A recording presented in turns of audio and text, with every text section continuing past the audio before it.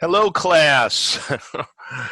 um, I wanted to finish up the super mesh analysis rather quickly so that we could get on to the next topic that we were going to do. So I'm not going to take a lot of time to do this, but I want you to understand, how to do super mesh, just like you understand how to do super nodal, right? So we're doing it very similar. You might want to go back and look at the supernode analysis to see what we're doing. But see, I've got 1 and I've got 2, right? It's going around, that would do this loop. That's going around, that would do this loop. So this is going to be I1 and I2. And so what we're going to do is we're going to take this out, as I've done down here. We've taken that out, and then we're going to do a supernode, or excuse me, a super mesh analysis over the entire thing. But we do know something, right? We know that at that 4 amp that I've taken out there, we've got I1 going that way, and we have I2 going that way, right? I1 and I2. Now, we know that I1, which is going in the same direction as the 4 amps, so we know I1 minus I2 is going to equal 4 amps. So let's keep that as our first equation. All right, that's our first equation. Now, what we want to do is we want to do a super mesh over here. And now watch what I'm doing. I've removed this and I've put an open circuit there. But let's look at my summation as I go all the way around here. We'll start right here with the 20 volt power supply. So I've got 20 volts. And again, like I do it, opposite to the way your book does it, but much more along the convention of the way that it usually is done. So 20 volts positive, that's the minus to the positive. Might need a new pen soon. And then I've got 6 ohms. Now I'm going to say that this is I, right? Actually, no. What am I talking about? I've already done that part. I'm going to say this is whatever the current is. So this is going to be I'll use capital letters, I1. So 20 volts up. It's getting late. I'm not even using the correct. 20 volts, positive 20 volts, minus 6 ohms times I1. I'm going to get it down. Next one. Minus 4 ohms. Now, is that still I1? Yes. That would be I1. Minus 2 ohms. But what's the current of our 2 things that is flowing through that 2 ohm one? Isn't that I2? That's right. So that's I2. And then I'm going from the minus to the positive, so that's going to be plus 12 volts, right? And all of that equals 0. So why don't we simplify that a little bit. So I've got 20 volts plus 12 volts. That gives me 32 volts. And then I've got, and that equals, and we'll take these minuses onto the other side. So I've got minus 6 and minus 4. That gives me positive 10 ohms, because I'm taking it to the other side, times I1, right?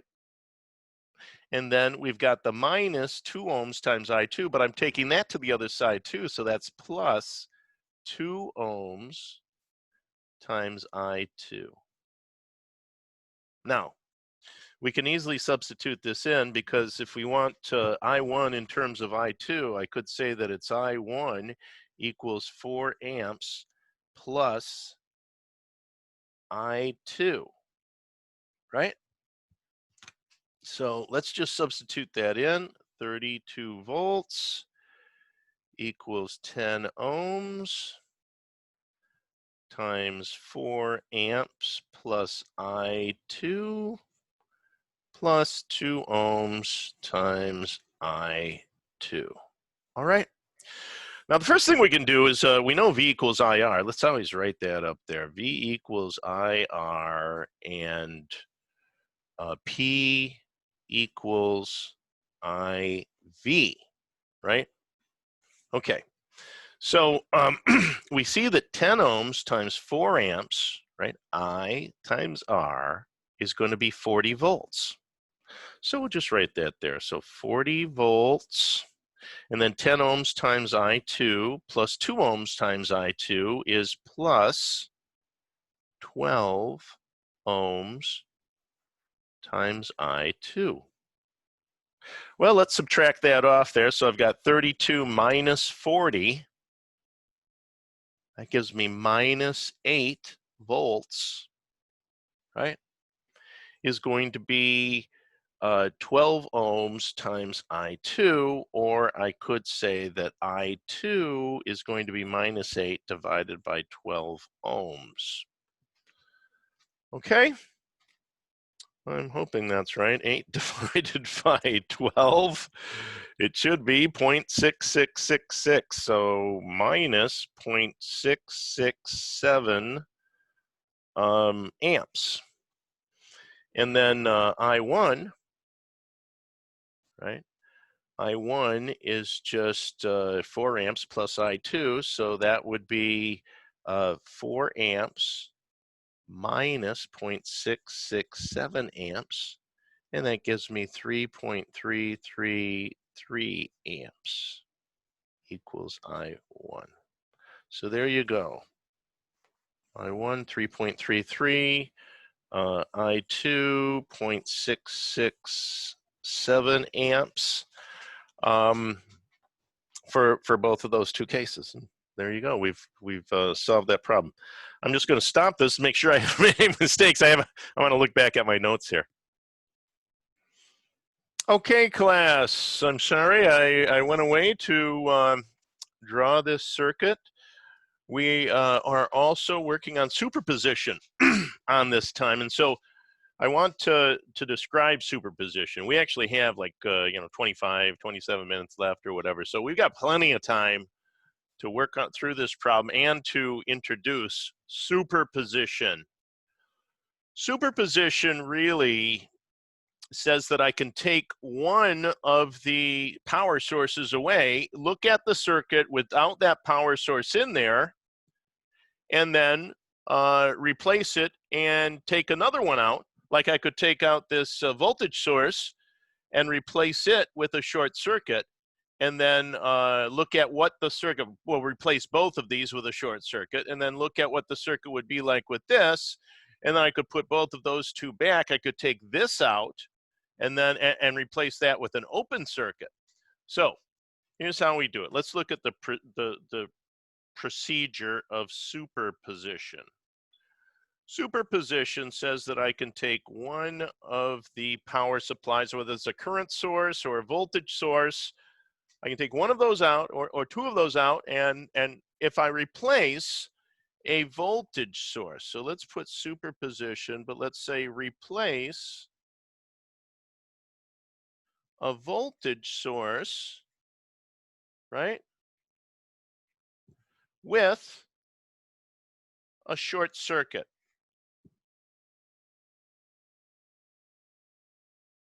Short circuit. So we replace voltage sources with a short circuit. We replace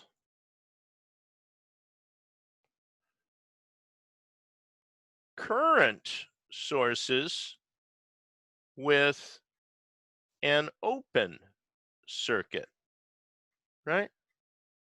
So I replace those. So, and then I look at what the currents are due to the other voltage or current sources that are left in there. And then I add those two currents together.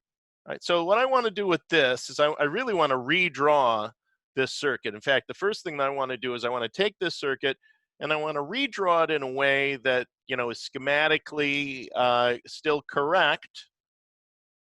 Let's put that in there. And but I want to draw it with both of these two things replaced. So I would go over here. Now, what I want to do is I want to look. These are in parallel with each other, right? So let's just draw that. Let's draw that in parallel so that we can use our inverse lever current divider law that I've taught you, right? How to find out how much are going between the two. And that's 6 kilo ohms, 12 kilo ohms, 14 kilo ohms, and 35 kilo ohms, right? Okay, so I'm just going to put 6K here and 12K here so everybody can see that. Now, what have I got in here, right?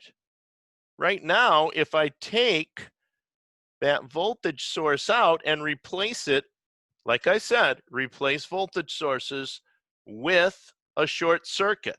Replace these with an open circuit, right? So I'm replacing that, and then I'm going to draw the other ones here. I got 2 more resistors coming down in parallel, like that, right? And then that's my circuit. So this is going to be 35K, and this is going to be 14K.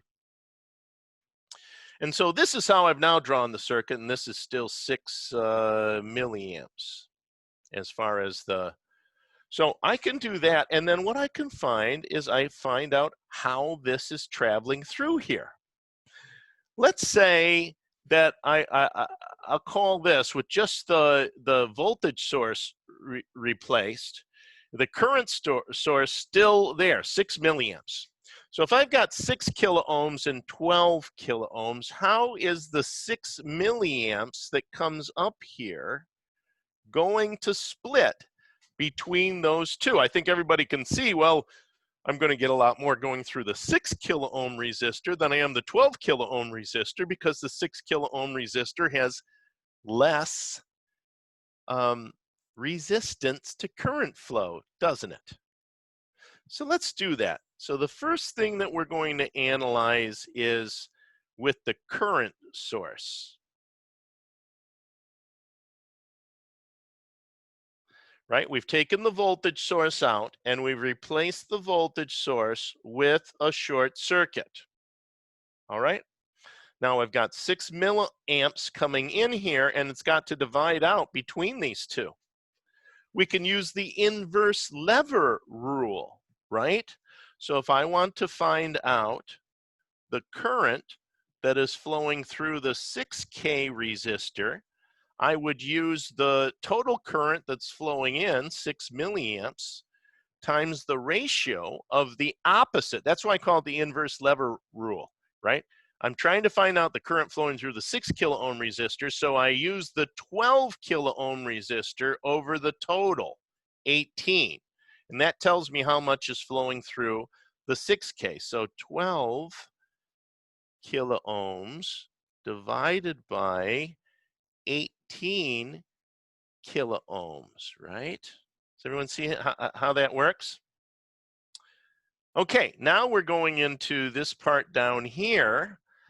And well, anyway, we can figure this out. So we know the current that's going through the 6 kilo ohm resistor. It's going to be 6 milliamps times 0.66667, or 2/3, which is what that ratio is. And that gives me 4 milliamps, right? So 4 milliamps going through the 6K, and I'm going to put a prime on that. Why am I doing that? Because we're doing this, we're finding this out with just the current source in, but with the 9-volt voltage source not in there. So let's call that prime. We're going to have to add those up later.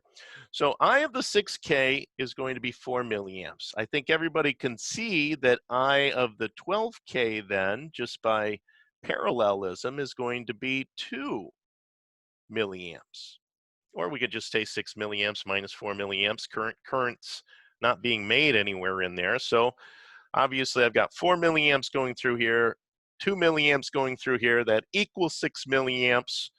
That's what we've got. So I'm going to put a prime on that too, because really this is just due to the current source. We don't have the voltage source in there anymore, do we? We've replaced that with a short circuit. I could also find out, since I know it's 6 milliamps, I can find out the amount of current that's going through the 14K and the 35K too. So just doing that exactly the same, I'm going to say I prime of the 14 kilo ohm resistor is 6 milliamps. I like to write this out so that you can see, you know, really what I'm doing down here. I'm not hiding anything. So the 35 is going to stop current. This is going to allow current. We use the inverse lever rule. If we want to find out what's going on in the 14, the current through the 14, it's going to be the total current. But now it's going to be 35 kilo ohms divided by the total. 35 and 14 is 49 kilo ohms, right? So when we do that, we get the 6 milliamps times 35 divided by 49. And that gives me 4.286. 4.286 milliamps. And that means that I prime for the 35 kilo ohm resistor is going to be 6 minus that, which gives me 1.714, 1.714 milliamps, right? And so this is all happening again. I just want to point this out. In us having replaced that, having replaced, I'm going to divide this out too, because we've now done it this way, right? Replacing this, but don't we have to replace this one too so that we can compare, or we can find out what those are as well? You know, if I take this out of here, that's just going to make this be a huge open circuit over here, isn't it? Any current going to flow out of here if I've got a big hole in my circuit right here? Big hole. Right? What if I put a big hole there? Well, nothing's going to flow out here, is it? Not at all. So let's put this back, but let's realize now that if I was to put an open circuit here, there would be no current that flows at all outside of that. So really what I have to analyze now is this.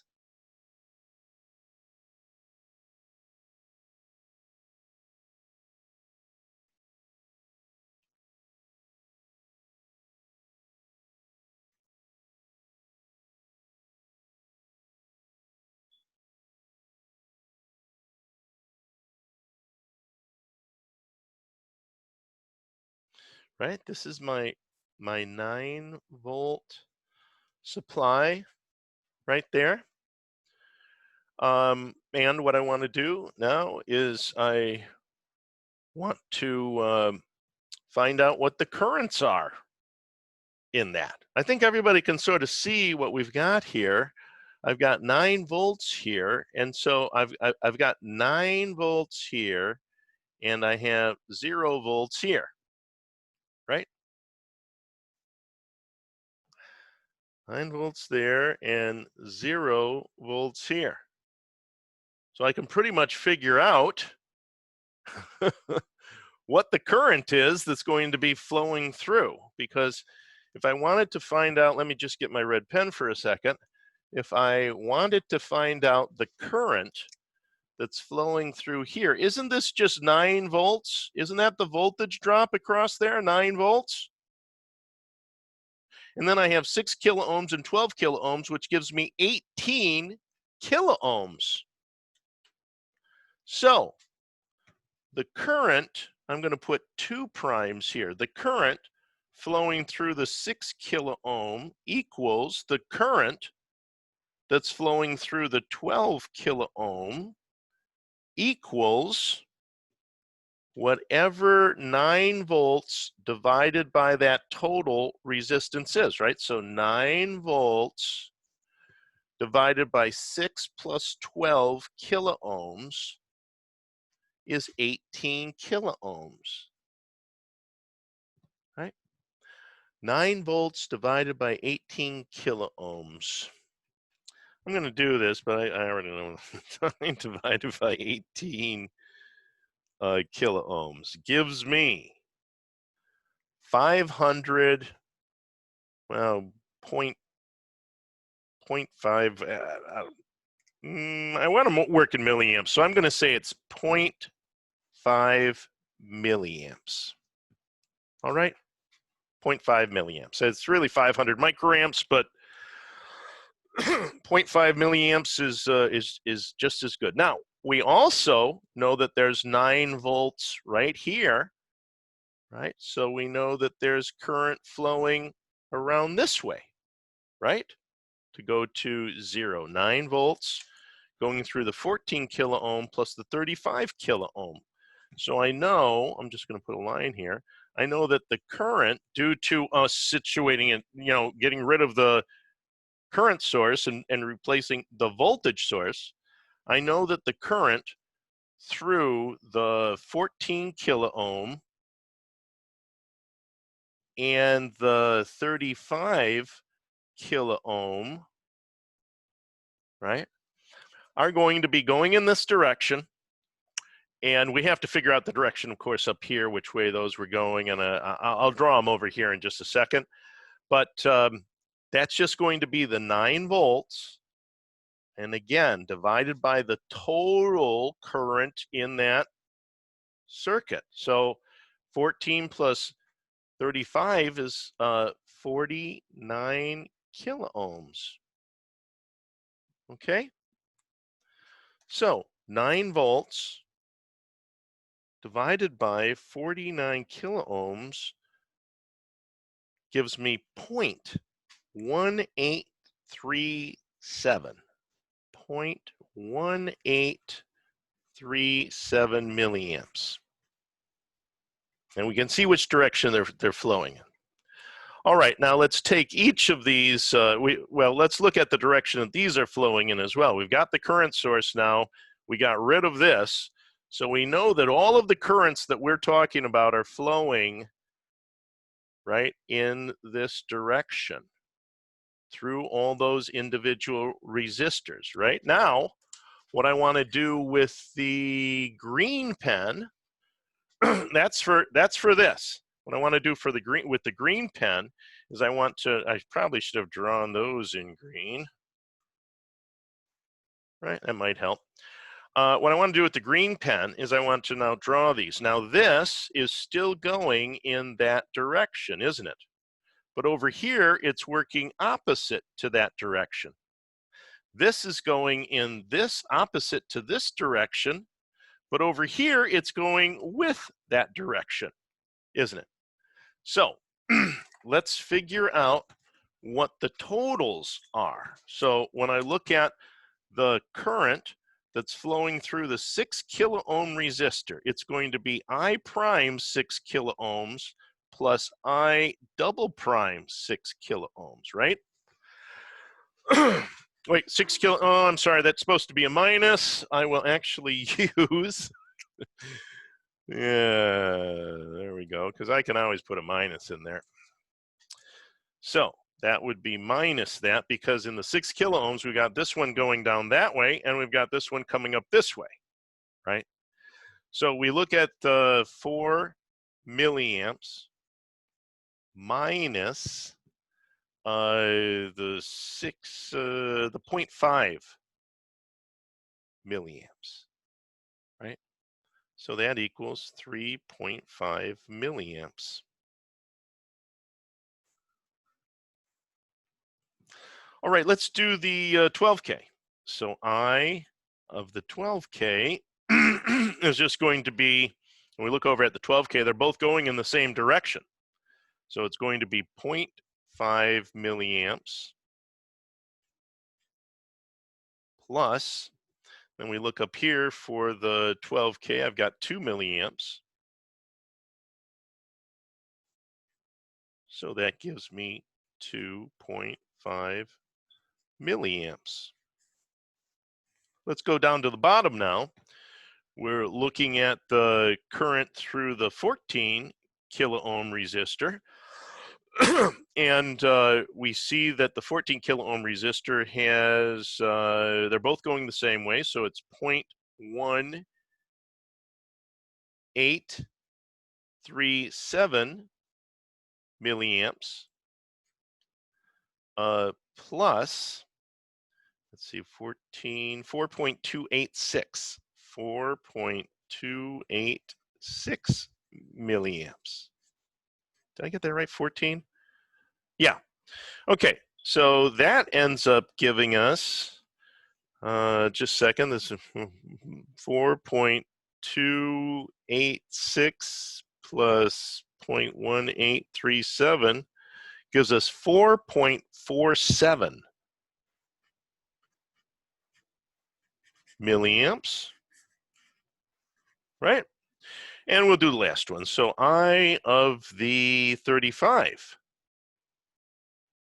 kilo ohm resistor, if we come up here, we see that's 1.714 milliamps from the current source analysis. And then from the other, I get plus 0.1837 milliamps. 0.1837 plus 1 point, oops, wait a second, what, 35? Oh yeah, so we want the 1.714, but then we want this to be a minus. Thanks for catching me there. Actually, I can't hear you if you're yelling at me, and of course you haven't even seen these for another couple of weeks anyway, so this is a minus. So, excuse me.